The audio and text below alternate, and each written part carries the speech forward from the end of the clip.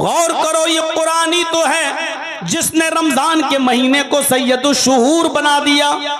शहरु रमजान अल्लज़ी उन्ज़िला फ़ीहिल कुरआन हुदल लिन्नासि व बय्यिनातिम मिनल हुदा वल फुरक़ान।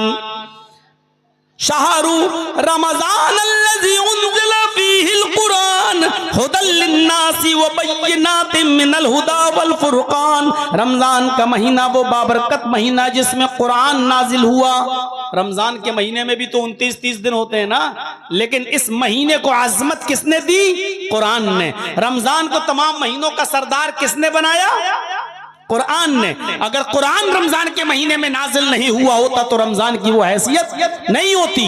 रमजान को तमाम महीनों का सरदार किसने बनाया? कुरान ने। ये है कुरान की अजमत। अच्छा, रमजान के महीने में भी एक रात आती है जिसको हम शब कद्र बोलते हैं, जिस रात में कुरान नाजिल हुआ। उस एक रात, जिस रात में कुरान नाजिल हुआ, जानते हो अल्लाह ताला ने उस रात के मकाम और मर्तबे को कितना बुलंद कर दिया है? इन्ना अंज़लनाहु फी लैलतिल क़द्र वमा अदराका मा लैलतुल क़द्र लैलतुल क़द्रि खैरुम मिन अल्फि शहर लैलतुल क़द्रि खैरुम मिन अल्फि शहर। लैलतुल क़द्र का जाग लेना, लैलतुल क़द्र की इबादत कर लेना, इस कद्र वाली रात को जाग लेना, अल्लाह की इबादत कर लेना 1000 महीनों की इबादत से बेहतर है। 1000 महीनों की इबादत से बेहतर है। 1000 महीने जाओ आप मल्टीपल, आप जोड़ देख लीजिए और तकसीम कर लीजिए। आप 1000 महीने को 12 से 12 से आप देखिए और तकसीम करिए, भाग दीजिए। 83 या 84 साल आएंगे, 83 या 84 साल। यानी रमजान की एक रात का जाग लेना शब कदर का 83 या 84 साल की इबादत से बेहतर है। इस रात को इतना बड़ा मकाम किसने दिया? कुरान ने। इन बच्चों को हकीर नजरों से मत देखो, मदरसे में पढ़ने वाले बच्चों को बुरी नजरों से मत देखो। आप अगर ताउन कर रहे हैं तो आपका पैसा गलत जगह नहीं जा रहा है। ये उस मुकद्दस किताब का इल्म हासिल कर रहे हैं जिस मुकद्दस किताब ने रमजान को सैयदुल शुहूर बना दिया, जिस मुकद्दस किताब ने उस रात को लैलतुल क़द्र को खैरुम मिन अल्फ शहर 1000 महीनों की इबादत से बेहतर बना दिया है। मेरे भाइयों जरा गौर कीजिए, इस कुरान की अज़मत पर जरा नजर डालिए। ये कुरान जब मक्के में नाजिल हुआ तो मक्के को उम्मुल कुरा बना दिया। ये कुरान जिस महीने में नाजिल हुआ उस महीने को सैयदुल शुहूर बना दिया। ये कुरान जिस रात में नाजिल हुआ वो रात लैलतुल क़द्र खैरुम मिन अल्फि शहर बन गई। इस कुरान को जो फरिश्ता लेकर आया मुहम्मदुर रसूलुल्लाह सल्लल्लाहु अलैहि वसल्लम के क़ल्ब अतहर पर, माफ कीजिएगा बहुत ही दो टोक बोल रहा हूं, यही जिब्राइल थे जो मूसा पर तौरात लेकर आए, यही जिब्रील थे जो ईसा पर इंजील लेकर आए, यही जिब्रील थे जो दाऊद अलैहिस्सलाम पर जबूर लेकर आए। लेकिन जिब्रील आम फरिश्ते थे, कोई उनकी अहमियत नहीं थी। लेकिन जब यही जिब्रील कुरान करीम को लेकर जनाब मोहम्मद रसूलुल्लाह के पास आए और कुरान का नुज़ूल जब मोहम्मद के क़ल्ब अतर पर किया तो अल्लाह ने कुरान की बरकत से जिब्रील को सैयद, आप देखिए तो खैरुकुम मन तअल्लमल कुरान व अल्लमा। जिस कुरान ने सारी चीजों की हैसियत बदली, इस कुरान ने पढ़ने वाले और पढ़ाने वालों के मकाम को भी बुलंद कर दिया।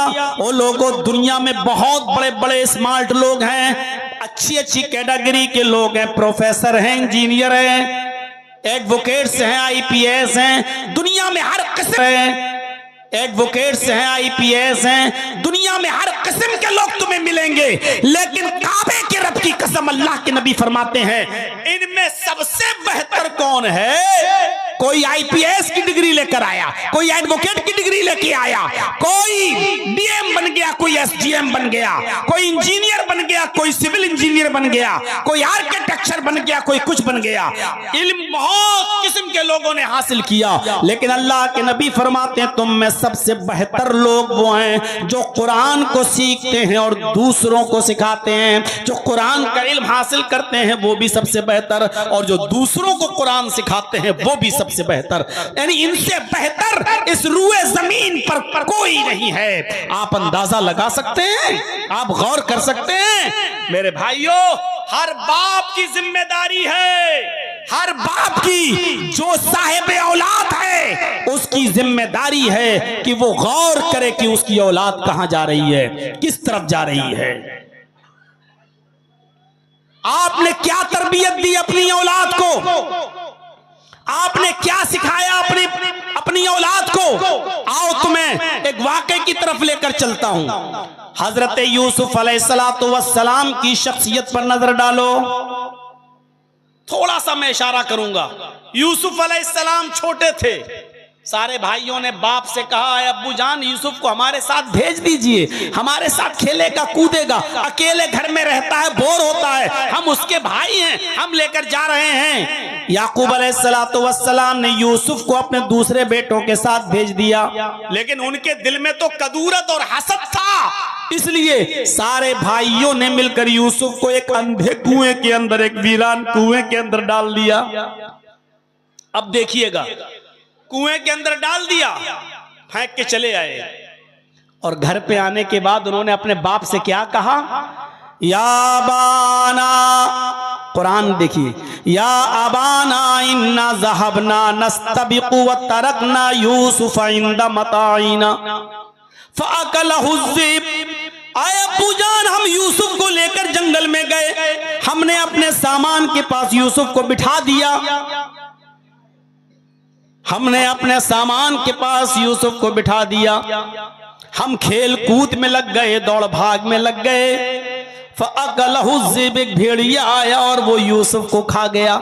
हालांकि यूसुफ को इन्होंने कुएं में फेंका था, लेकिन बाप से क्या कह रहे हैं, हमने यूसुफ को अपने सामान के पास बिठा दिया था निगरानी के लिए, और हम खेल कूद में लग गए और यूसुफ को भेड़िया खा गया।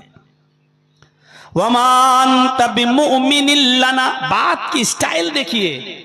झूठे लोग अपनी बात को इसी तरीके से कैसे पेश करते हैं, किस अंदाज से। अल्लाह की कसम, अरे 1 महीने में हम तुम्हारा पैसा लौटा देंगे, बेटी की शादी है, और 4-4 साल तक मांगते फिर रहे हो। अब आप अपना पैसा ऐसे मांग रहे हो जैसे भीख मांग रहे हो किसी को। वमान तब मोमिनिन लना, और आप हमारी बात क्यों मानने लगे, आप हमें सच्चा नहीं जानेंगे, आप हमारी बात क्यों मानेंगे। वलो कुन्ना सादिकीन, अगरचे हम सच ही क्यों ना बोल रहे हो। बात आई गई, खत्म हो गई। इधर यूसुफ अलैहिस्सलाम कुएं में है, उधर एक काफिला आया, उसको पानी की जरूरत थी। एक आदमी ने अपना डोल, अपना बर्तन पानी कुएं में डाला पानी हासिल करने के लिए, और जब निकालना चाहा कि पानी आ गया, क्या देखता है बहुत भारी हो गई रस्सी, खिंच नहीं रही। जब झांक कर देखा तो उस डोल के अंदर यूसुफ बैठे हुए हैं, एक लड़का बैठा हुआ है। इसने झांक कर देखा, काफिले वालों से कहा, या बुशरा हाजा गुलाम, अरे लोगों खुशखबरी हो, हम पानी लेने के लिए इस कुएं के पास आए, लेकिन ये कुआं तो वीरान है, अंधा है, इस कुएं में पानी नहीं है, लेकिन खुशखबरी हो, एक बच्चा हमें मिल गया है। उस बच्चे को निकाला गया, यूसुफ को निकाला गया, खुश हैं सब, चलो जल्दी करो, इस बच्चे को मिस्र के बाजार में बेच देते हैं, हमारे हाथ आ गया है, हम इसको बेच देते हैं। चोरी का माल लोग जितनी जल्दी हो निकालना चाहते हैं, कोई इसका असली मालिक ना आ जाए, इसलिए कलिया चक्के इलाके में चले जाओ, 20,000 रुपए का मोबाइल 2,000 रुपए में आपको मिल जाएगा। आपके इलाके में भी होता होगा, चोरी का माल लोग बहुत सस्ते में देकर चले जाते हैं। इनको ये बच्चा मिला, इन्होंने सोचा जल्दी से तकसीम, जल्दी से बेच दो इसको। मिस्र के बाजार में गए, यूसुफ जैसा खूबसूरत बच्चा, यूसुफ जैसा खूबसूरत और हसीन और जमील लड़का कितने में बिका? आप ताज्जुब करेंगे कीमत, कितना खूबसूरत बच्चा। लेकिन वह शरऊहु बिसमनिन बख्सिन दराहिम मअदूदा, चंद खोटे सिक्कों में उन्होंने बेच दिया। जो मिल रहा मिल जाए, जल्दी से बेचकर भागो। कुरान ने कीमत बताई, कुरान ने यूसुफ की कीमत बताई। कितने में बेचा यूसुफ अलैहिस्सलाम को? वशरऊहु बिथमनिन बख्सिन दराहिम मअदूदा, चंद घिसे पिटे, चंद खोटे सिक्कों में बेच दिया, यानी मामूली रकम में बेच दिया। लो, और जो मिल गया लेके चले गए। यूसुफ अलैहिस्सलाम को किसने खरीदा? बादशाह मिस्र ने। चाहता तो लंबी रकम दे सकता था, लेकिन नहीं, चंद सिक्कों में खरीद लिया और यूसुफ को अपने घर लाया। और जब लाया तो अपनी बीवी से कहा, खिलाओ पिलाओ पाल पोस के बड़ा करो, हमारे पास कोई औलाद नहीं है, ये यूसुफ, ये आगे चलकर ये बच्चा हमारा बेटा बना, हम इसको बेटा भी बना सकते हैं, ये हमें कोई फायदा जरूर पहुंचाएगा। इधर बादशाह मिस्र की बीवी उस बच्चे की देखरेख करने लगी, खिलाने पिलाने लगी, पाल पोस कर बड़ा करने लगी। और जब पाल पोस कर बड़ा कर दिया और यूसुफ जवान हो गए, बालिग हो गए, तो ये बादशाह मिस्र की बीवी का दिल ही यूसुफ के ऊपर आ गया। अब मंजर देखिए, यूसुफ अलैहिस्सलाम पर दिल आ गया, बहलाने लगी, फुसलाने लगी, अपने करीब लाने की कोशिश करने लगी। लेकिन यूसुफ अलैहिस्सलाम बचे रहे, बचे रहे। अब ये चर्चा औरतों में आम हो गया, पूरे मिस्र की औरतों में ये चर्चा हो गया। और औरतें कहने लगी, वाह, यूसुफ को देखो, बादशाह की बीवी को देखो, अजीजे मिस्र की बीवी अपने गुलाम को दिल दे बैठी, उसके साथ गलत काम करना है। और बहुत जल्दी होता है। अगर आपको किसी चीज को बहुत जल्दी फेमस कराना हो और किसी चीज को का बहुत जल्दी प्रचार कराना हो, तो एक दो औरतों को बता दीजिए, शाम तक पूरे मोहल्ले को खबर हो जाएगी। एक आदमी था बेचारा, उस शौहर, वो एक तरबूज काट के लाया, तरबूज, और उसने दुपट्टे में लपेट लिया। दुपट्टा जानते ना औरतें जो ओढ़ती हैं, उस दुपट्टे में लपेट लिया। तरबूज लाल था तो दुपट्टा लाल हो गया ऊपर से। अब वो जब घर में घुसा तो बीवी ने कहा, ए, क्या है इसमें? उसने कहा, चुप रहो, मैं बताता हूं, चुप से। अब वो जब घर में घुसा तो बीवी ने कहा, ए, क्या है इसमें? उसने कहा, चुप रहो, मैं बताता हूं, चुप चुप चुप। वो गया और अंदर जाकर एक अलमारी में उसको रख दिया। बीवी कहती, क्या लेके आए हो तुम? उसने अपनी बीवी से कहा, सुनो, एक आदमी से दुश्मनी हो गई मेरी, मैंने उसकी गर्दन काटी है, उसमें एक आदमी का मर्डर करके आया हूं, उसकी गर्दन है।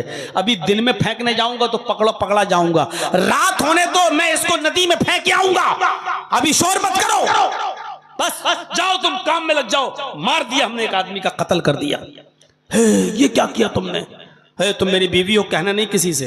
नहीं, जोहर के बाद लाया था तरबूज, लपेटा था, लाल हुआ था दुपट्टा, अलमारी में रखा था, लेकिन मगरिब की अजान होते होते पुलिस घर पहुंच गई, छापा मारा, भीड़ लग गई लोगों की। ये आदमी कह रहा, क्या कर रहे हो भाई? कहा, नहीं, मुझे खबर मिली है तुमने किसी का मर्डर किया है। अरे साहब, मैं मर्डर करूंगा? आज तक मैं मुर्गी तो काट नहीं पाता हूं, आदमी को काटूंगा? क्या बात कर रहे हो? तो आदमी मुस्कुराते हुए कहता है कि आपको जो खबर लगी है साहब वो सही लगी है, लेकिन मैं आपको इसकी हकीकत बताता हूं, आओ मेरे साथ। का क्या? अलमारी खोली, तरबूज निकाला, दुपट्टा हटाया, साहब ये तरबूज था। अब आप देख लीजिए मेरा पूरा घर, कहीं गर्दन नहीं मिलेगी। कहा, फिर ये क्यों किया? कहा, मैं तरबूज काट के लाया था और मैंने इसको दुपट्टे से ढक दिया था, दुपट्टा तरबूज के कलर से लाल हो गया। बीवी को मैंने ये कहा कि किसी को मार के आया हूं और रात में फेंकने जाऊंगा उसकी गर्दन को।